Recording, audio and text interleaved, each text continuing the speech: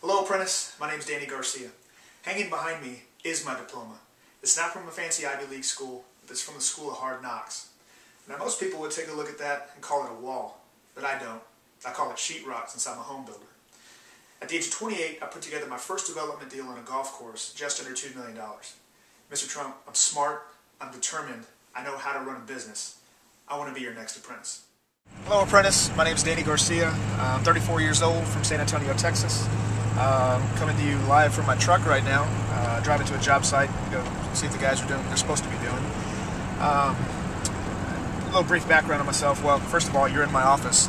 It's a Ford F-250 diesel, and it's 4x4. I don't have a big fancy office downtown on the Riverwalk or anything. You're in my office. A little background on myself. Like I said, I'm 34. Got here to San Antonio when I was 5 years old. We moved here, and been here ever since. My father, he was an architect and a general contractor, and he ran his own business for 22 years. Ironically, he started October 22nd, and that was actually the day that I ended up starting my own business. But growing up for my father, working for my father, it was great. As a kid, I'd go to the job sites and see, what the guys were doing, and it was always interesting to me, and, kind of being able to see how the business was run.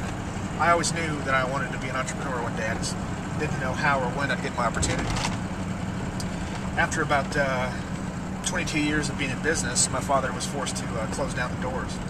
And like I said, ironically, it was the same date that he had started his business. So it was really the day that I started my own business. It's been a great ride. I mean, we've had some tremendous success, done some TV commercials, been able to do a ton of charity work. And obviously the economy is kind of made me kind of shift gears and try to bring in work in different ways that we didn't do before. I'm used to doing big, huge custom homes.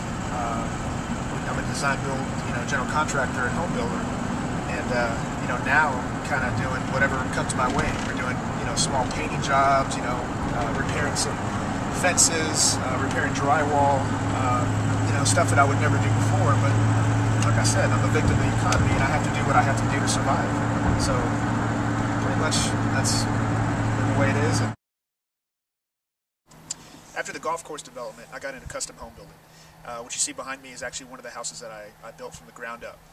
Most people don't realize what it takes to build a house like this. There's scheduling, there's budgeting, you've got to deal with the clients, you got to deal with the subcontractors, you've got to, at the end of the day, you're accountable for everything that you do, as I'm sure Mr. Trump is aware of. That is why I'd be a good apprentice. I've got the organizational skills. I'm great with people. Every time something goes wrong, like I said, I'm accountable. At the end of the day, I have to be. I answer the phones, I do the payroll, I write all the checks, I do everything. Everything that it takes to run a daily business, I do that. That's what I bring to the table.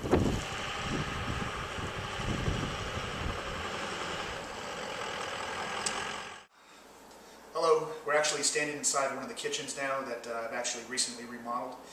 This particular family wanted to build a custom home.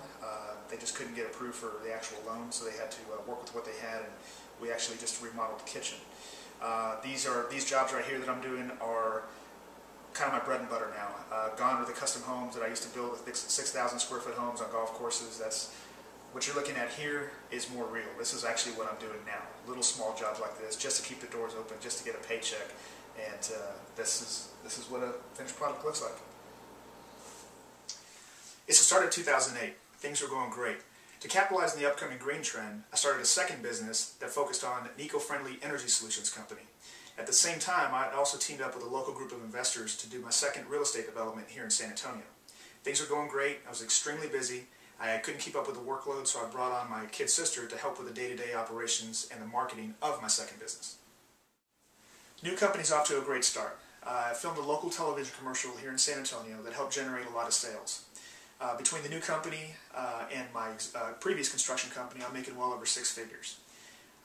Phones ringing off the hook until the day that the economy came to a screeching halt.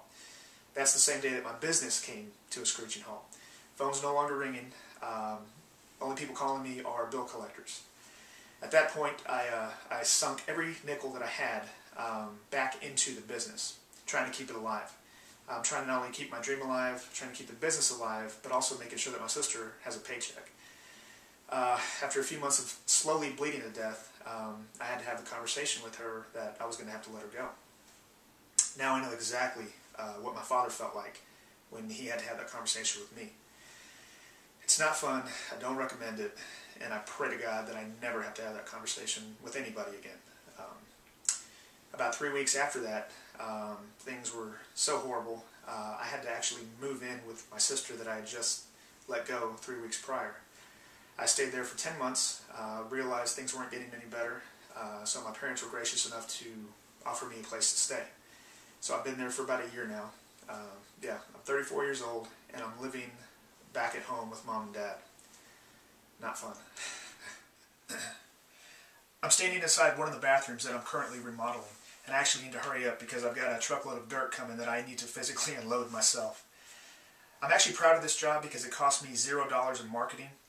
This job right here was a referral from a client that I've done work for in the past, so it kind of gives myself a little pat on the back and kind of says a little bit about my character that, you know, right now I don't have the big commercials on TV, I don't have the big marketing budget, but I do have still the word of mouth that's continuing to spread the word about my business. So I'm actually kind of proud about that. Most people would actually be a little bit upset that they have to take on small jobs like this, but like I said, I'm patting myself on the back for getting jobs like this and continuing to stay alive in this economy.